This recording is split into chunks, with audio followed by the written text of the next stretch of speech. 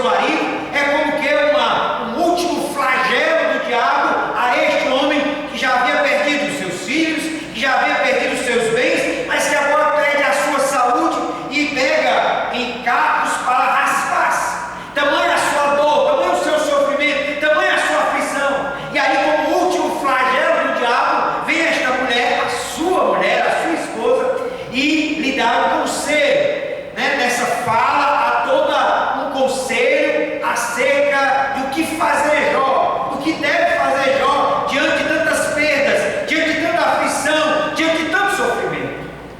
Mas, queridos, apesar desta visão negativa desta mulher, é certo que também precisamos dar um desconto, como se diz no linguajar popular. É certo que precisamos enxergar a mulher de Jó também no seu contexto, porque afinal esta é uma mulher que, junto com Jó, também perdeu os seus bens, né? Ele perdera e ela também como esposa. Mas não só isso, ela também perdera os seus 10 filhos. Não só Jó, mas ela, como esposa de Jó, também sepultaram no mesmo dia 10 filhos. É uma perda inominável. Portanto, esta mulher deve ser entendida também no seu contexto, na sua dor, na sua aflição. Afinal, não só Jó estava sofrendo, não só Jó perdera os bens, os filhos e a saúde, mas essa mulher também sofrera perdas irreparáveis dos seus filhos, dos seus bens, não a sua saúde, mas os seus bens e também os seus filhos. Portanto, nós devemos de alguma forma entendê-la no seu contexto. Mas mesmo assim, nós entendemos que a fala desta mulher, ela contém um ensinamento desesperador de alguém que, de certo modo, reflete o pensamento da nossa sociedade, o pensamento daquilo que podemos chamar o pensamento mundano, o pensamento secular que prevaleceu em toda a sociedade e ainda hoje prevalece. O pensamento que vai contra Deus, o pensamento que descarta Deus, o pensamento que desconsidera a pessoa de Deus. Portanto, vamos examinar esta fala da mulher de Jó e entender como essa fala e como a resposta de Jó tem muito a nos ensinar, tem preciosas lições para que nós vivamos a palavra de Deus e para que temamos a Deus e vivamos uma vida íntegra e temente ao Senhor, conforme o exemplo de Jó. Então mantenha sua Bíblia aberta e veja comigo a primeira expressão da fala da mulher de Jó. Está no versículo de número 9. Olha o que ela diz. Então sua mulher disse: ainda conservas a tua integridade?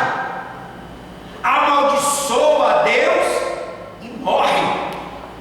A primeira fala da mulher de Jó revela um questionamento sobre a integridade de Jó. É como se ela estivesse dizendo: não vale a pena servir a Deus, não vale a pena ser íntegro, não vale a pena ser fiel. Daí a grande indagação: você ainda conserva a sua integridade? Nós sabemos que integridade é ser inteiro naquilo que se crê, que se confessa e que se vive. E Jó era esta pessoa que cria em Deus, que confessava a Deus e que vivia nos ditames, né, na vontade, seguindo aquilo que Deus revelara para ele, para viver uma vida de integridade, uma vida inteira, uma vida íntegra naquilo que cria, naquilo que confessava e naquilo que fazia. Uma vida piedosa, uma vida de devoção, uma vida de temor a Deus, uma vida de integridade, uma vida de realmente coerência em aquilo que se fala, aquilo que se crê e aquilo que se vive. Mas aí a mulher de Jó vem e, diante das perdas de Jó, e não são poucas perdas, os bens, os filhos e a saúde, esta mulher então vem a questioná-lo. Diante de um homem chagado pela doença, diante de um homem que perde todos os seus bens, ela declara a inutilidade de continuar sendo íntegro, de continuar sendo fiel. Em outras palavras, ainda indagação dela, Jó, né? Era como se questionava o fato dele se manter sincero, fiel a Deus, diante de tanta dor e tanto sofrimento. Daí o questionamento: vale a pena servir a Deus, mesmo diante de tanta dor, diante de tanto sofrimento, diante de tantas perdas? Vale a pena conservar a integridade? Ainda conservas a tua integridade? O conselho dela é: amaldiçoa a Deus e morre. Meus amados, esta fala da mulher de Jó é ainda a fala que revela o pensamento corrente na nossa sociedade, daquilo que se chamou de secularismo. Isto porque o mundo sem Deus é um mundo que descarta a pessoa de Deus, que descarta a vontade de Deus, que descarta a lei de Deus, que despreza, que subestima, que coloca Deus no canto e diz: nós queremos viver sem Deus. Porque, na verdade, esse pensamento secular é o pensamento que diz: não vale a pena ser íntegro, não vale a pena ser fiel a Deus, não vale considerar e se submeter à vontade de Deus num mundo de tanto sofrimento, de tanta dor. Essa pergunta da mulher de Jó ainda ressoa nos quatro cantos da terra, e ela revela-se no pensamento que hoje chamamos de secular. Isto porque diariamente nós somos tentados a relativizar a ética, o temor a Deus, a submissão a Deus. Daí as perguntas que se fazem hoje é: vale a pena esperar até o casamento? Vale a pena manter a integridade? Vale a pena continuar casado? Vale a pena continuar orando por esta causa? Vale a pena continuar íntegro? Meus amados, esses são os pensamentos que muitas vezes prevalecem na nossa sociedade secularizada, que descartou Deus, que desconsidera Deus, que não tem temor a Deus. Aquilo que Paulo chama de este século. Quando Paulo, escrevendo aos Romanos, ele diz: e não os conformeis com este século, mas transformai-vos pela renovação da vossa mente, para que experimenteis qual seja a boa, perfeita e agradável vontade de Deus. Portanto, neste século, neste mundo, nesta sociedade que descarta Deus, há um pensamento muito prevalecente que foi expresso de forma erudita por um pensador russo chamado Dostoiévski, Fyodor Dostoiévski, num livro chamado Os Irmãos Karamazov. E ele expressa esse pensamento secular numa frase que diz assim: se Deus morreu, tudo é permitido. Se Deus morreu, tudo é permitido. Dostoiévski era do século XIX, e quando ele escreveu esse livro, prevalecia muito na sociedade a ideia propagada por um filósofo chamado Nietzsche, de que Deus morreu, de que Deus morrera, de que o homem não precisava de Deus, de que nós poderíamos viver a vida de qualquer jeito, né, sem os valores revelados nas Escrituras, porque a vida neste século era boa para o homem viver como um super-homem, como um homem de valores, não os valores bíblicos, não os valores revelados por Deus, mas os valores humanos secularizados, onde se descarta Deus. Daí Dostoiévski, refletindo sobre esse pensamento, dizia: se Deus então morreu, tudo é permitido. Ou seja, vamos viver a vida sem Deus, vamos viver a vida sem os valores, vamos viver a vida sem integridade, vamos viver a vida de qualquer jeito, porque Deus morreu. Se Deus morreu, tudo é permitido. De certo modo, é este o pensamento da mulher de Jó, quando diz: você ainda conserva a sua integridade? Se você está chagado de doenças, se você perdeu seus filhos, se perdeu seus bens, vale a pena ser fiel a Deus? Vale a pena conservar-se íntegro, fiel a Deus, mesmo diante de tantas perdas? Meus amados, nós, se somos de Deus, se queremos viver para Deus, se queremos ser abençoados por Deus, podemos sim responder a esta pergunta da mulher de Jó e dizermos: sim, vale a pena servir a Deus. Amém? Eu lembro de uma frase de Billy Graham. Billy Graham, certa vez, foi perguntado: olha, Billy Graham, para quem não sabe, foi um dos grandes evangelistas, possivelmente o maior evangelista, né, do século XX, da história do cristianismo, que ganhou milhares para Cristo pregando o evangelho. Billy Graham era evangelista, né, pastor. E aí certa vez perguntaram a Billy Graham, se quando você morrer, você descobrir que nunca existiu o céu, nunca existiu o paraíso, o inferno, Deus, nunca existiu nada disso, tudo isso foi ilusão, tudo isso foi engano, qual é o seu pensamento diante disso? Se você descobrir que nada disso existiu, céu, né, inferno, Deus, nada existiu, tudo foi uma ilusão. Aí Billy Graham sabiamente respondeu: mesmo assim, se eu, né, descobrisse que de fato não existe céu, não existe inferno, não existe, né, Deus, valeria a pena ter vivido nesta terra uma vida imitando a pessoa excelsa e sublime de Jesus Cristo de Nazaré. Valeria a pena, teria valido a pena vivido nesta terra uma vida em obediência a Jesus, procurando imitar a Jesus, porque Ele foi uma vida excelsa. Ele viveu uma vida digna de toda imitação, uma vida que valeu a pena viver. Amém, amados? De certo modo também nós podemos tomar essa palavra para nós, respondendo a frase, a pergunta, a indagação da mulher de Jó. Sim, ainda conservas a tua integridade? Nós vamos conservar a integridade, nós vamos nos esforçar a viver uma vida de santidade, uma vida íntegra, uma vida fiel, uma vida segundo a vontade de Deus, porque sim, vale a pena ser crente, vale a pena ser fiel, vale a pena viver segundo Jesus de Nazaré. Amém, amados? Mas eu queria ver com vocês ainda uma segunda lição, ainda nesta palavra da mulher de Jó, porque ela diz: amaldiçoa a Deus e morre. Está no versículo 9, na parte B. A segunda fala da mulher de Jó não é mais um questionamento, mas um conselho maligno. Ela recomenda a Jó que amaldiçoa a Deus e por conta disso seja fulminado por um raio do céu e morra.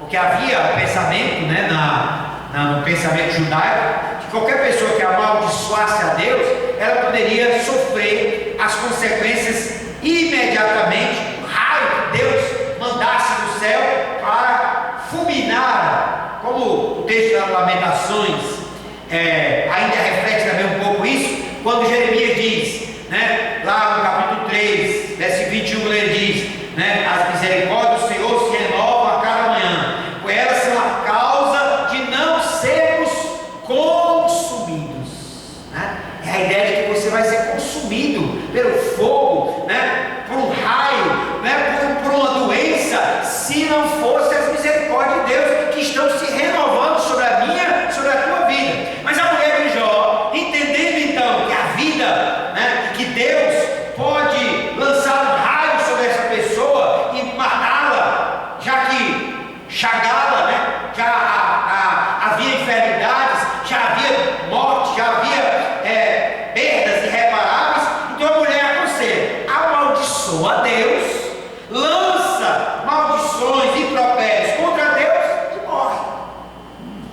Mas é interessante que a palavra aqui, traduzida por amaldiçoar, é Barak. E Barak no original em hebraico não significa amaldiçoar, significa abençoar a Deus e morrer. Só que aí por isso algumas pessoas dizem: então a tradução está errada e tal. Mas a maioria dos comentaristas e eruditos entendem que os copistas hebreus, quando estavam copiando as escrituras, e quando viram esta palavra muito forte, amaldiçoa a Deus e morre, como eles tinham muito respeito para com o nome de Deus, eles resolveram trocar, né, a palavra original. Ao invés de amaldiçoar a Deus, eles colocaram abençoa a Deus e morre. Só que é claro que a tradução correta seria amaldiçoa a Deus, senão no versículo seguinte Jó não teria sentido ele falar para a mulher, repreendendo e dizendo: falas como qualquer doida. Porque ela não teria dito, abençoa a Deus e morre. Ela teria dito sim, amaldiçoa a Deus e morre.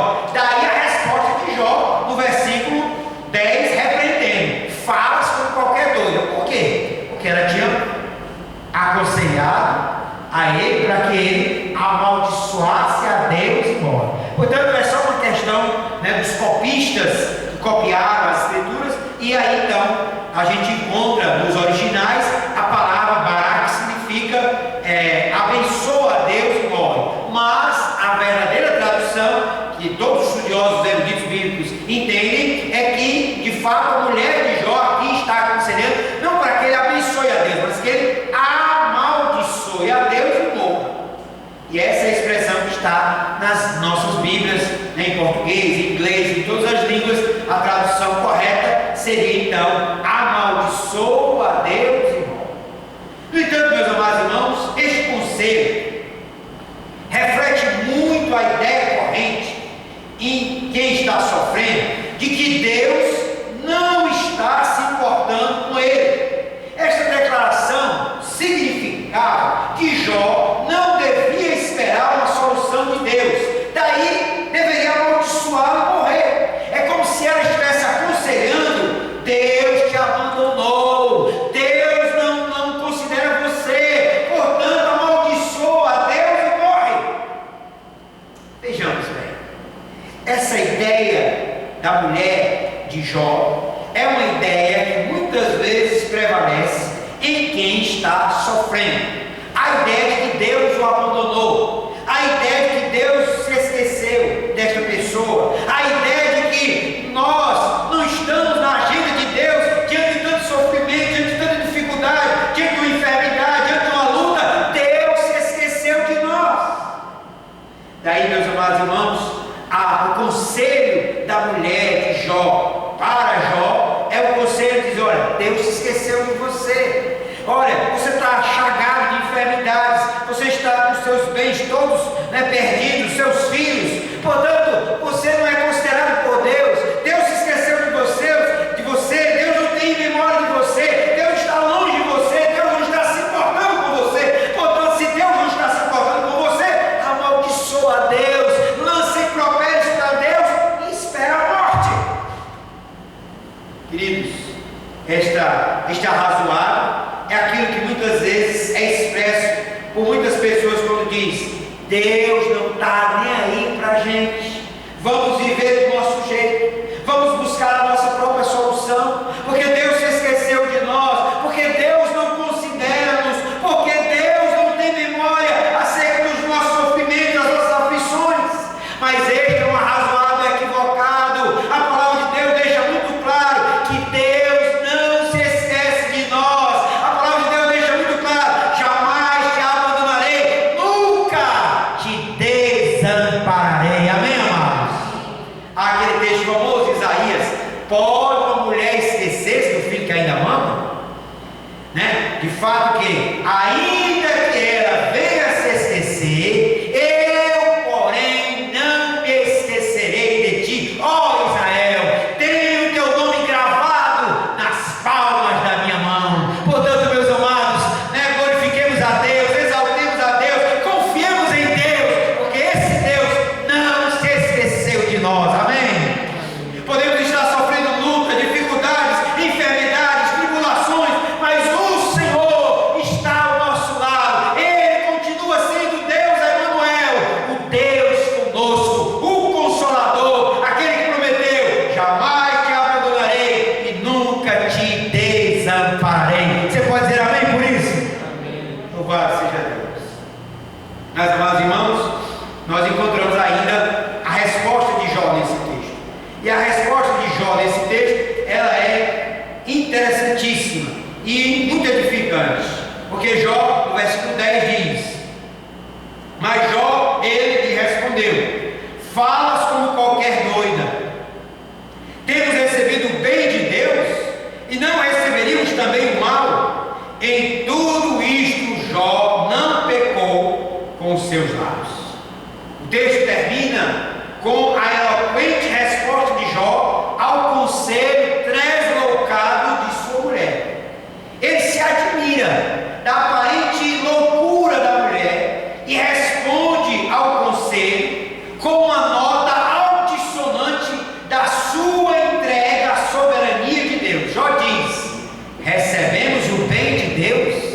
e não receberíamos o mal? Tudo leva a crer, meus amados, que Jó era fascinado pela doutrina da soberania de Deus. Na primeira aflição, no capítulo 1, devemos estar lembrados, ele já declarava a sua crença irremovível de que Deus dera e que Deus o tomara. Agora, ele reage ao conselho da sua mulher, reafirmando que Deus pode sim dar-nos tanto bem como mal, aqui entendido como aflição, como dor. Como isto, meus amados, destoa da crença moderna que quer nos fazer crer que Deus está disponível para atender todos os nossos caprichos. O Deus que Jó crê é um Deus soberano, que pode administrar, que pode dar o bem e que pode dar o mal, porque Ele é soberano, porque Ele é Deus. Nós não conseguimos discernir isso. Nós muitas vezes ficamos pasmados, ficamos com grandes interrogações. Mas por que o mal veio a mim? Por que eu vim a sofrer este mal? Por que eu vim a sofrer esta aflição? Por que eu estou a experimentar essa enfermidade, esse problema, esse caos na minha vida? Por que? Muitas vezes nós estamos a perguntar, mas a Bíblia Sagrada, ela deixa muito claro, o apóstolo Paulo, escrevendo aos Romanos, ele diz assim: todas as coisas cooperam juntamente para o bem daqueles que amam a Deus e são chamados segundo o seu propósito. Eu posso não entender o mal, eu posso não entender a aflição, eu posso não entender, mas eu vou louvar e glorificar a Deus, porque sei que ao final de todas as coisas, tudo vai cooperar para o meu bem. Amém, amados? Há uma frase famosa de C.S. Lewis, famoso escritor anglicano, que dizia assim: o sofrimento é o megafone de Deus falando ao mundo ensurdecido. Fecha aspas, mas eu vou dizer de novo. Frase de C.S. Lewis: o sofrimento é o megafone de Deus falando ao mundo ensurdecido. O mundo não quer dar ouvidos à voz de Deus, mas nós, seres humanos, nós somos cristãos ou não, muitas vezes estamos de alguma forma insensíveis à voz de Deus, ao falar de Deus, à vontade de Deus, à direção de Deus. Aí Deus envia um sofrimento, e aí a frase de C.S. Lewis diz: é o megafone de Deus. Tu conhece aquele megafone, que amplia a voz humana. E aí C.S. Lewis está dizendo: o sofrimento é o megafone de Deus, como se Deus estivesse gritando, falando alto para que a humanidade, para que nós possamos ser sensíveis à sua voz. Meus amados, o escritor de Hebreus deixa muito claro para nós que o sofrimento, que a aflição, que a enfermidade, muitas vezes é a forma de Deus estar nos disciplinando, é a forma de Deus estar nos trazendo para o centro da sua vontade, nos ensinando uma lição, nos ensinando uma retidão, nos ensinando para vivermos segundo a sua vontade.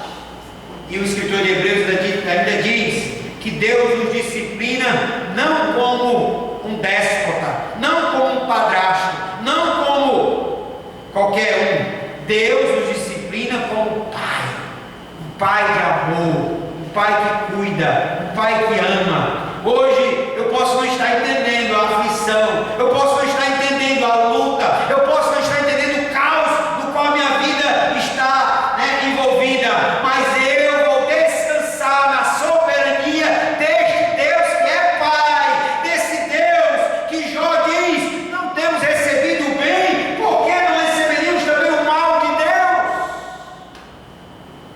Notemos que esta expressão de Jó, ele não sabia, porque o mal foi permitido por Deus, mas não foi infligido por Deus, Deus permitiu ao diabo que afligisse Jó, mas Deus não mandou o mal, O mal foi uma permissão de Deus, não a vontade soberana, mas a vontade permissiva de Deus diante do rogo, do pedido, da petição, do desafio de Satanás. Mas essa visão, meus amados, nos faz lembrar aquela história, talvez até tenha contado aqui nesse púlpito, mas vale a pena lembrar, daquela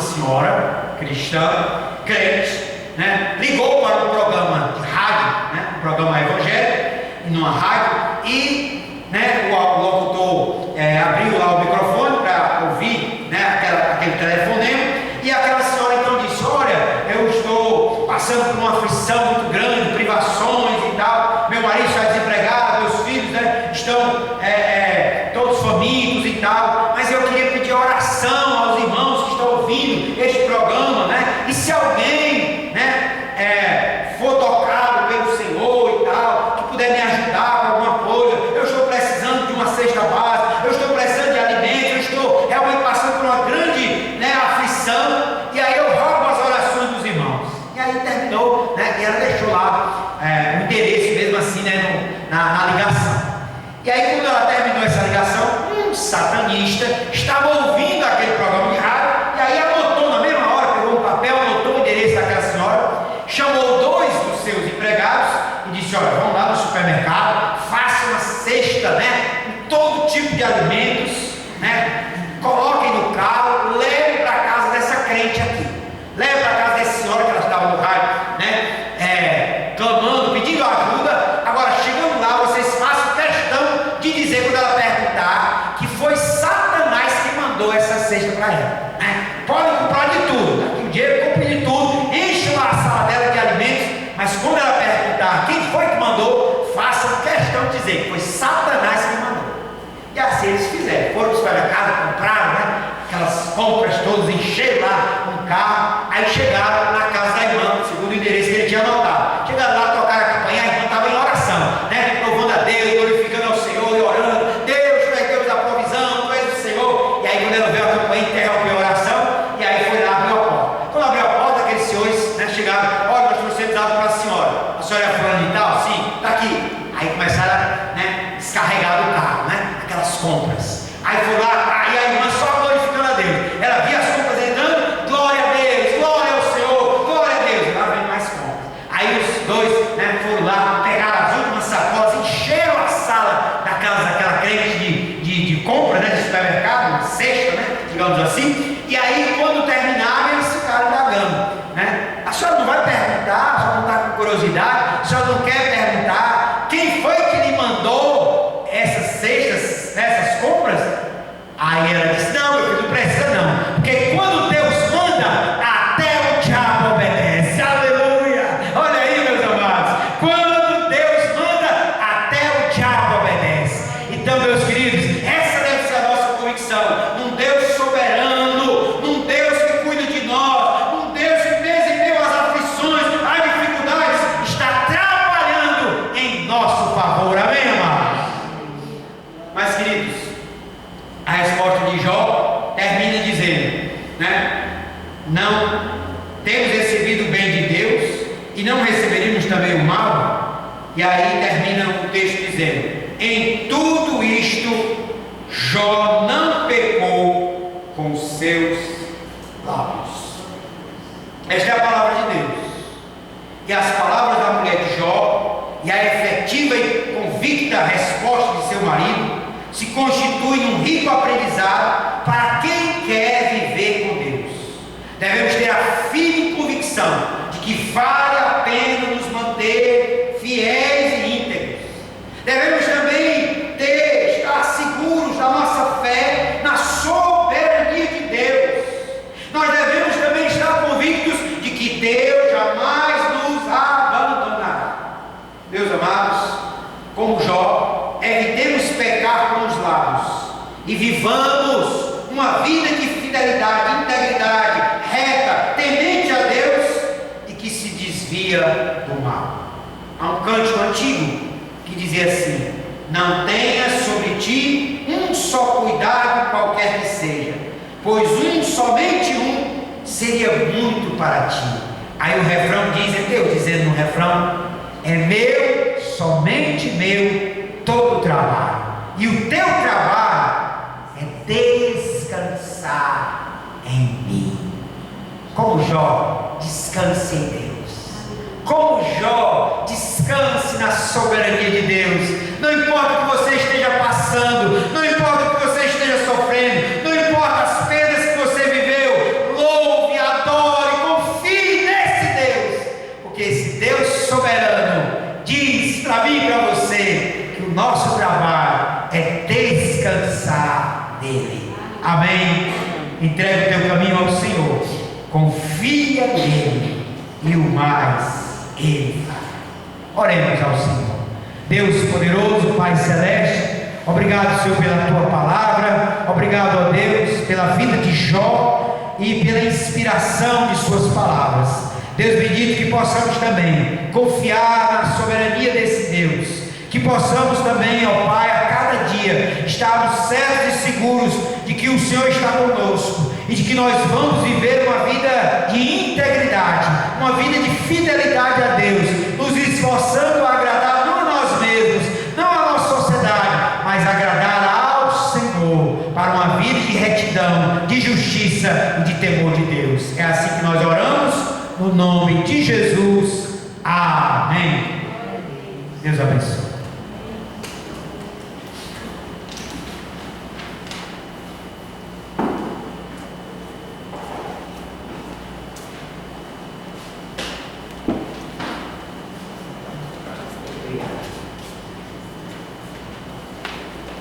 Nesse momento agora, a ministração da Santa Ceia.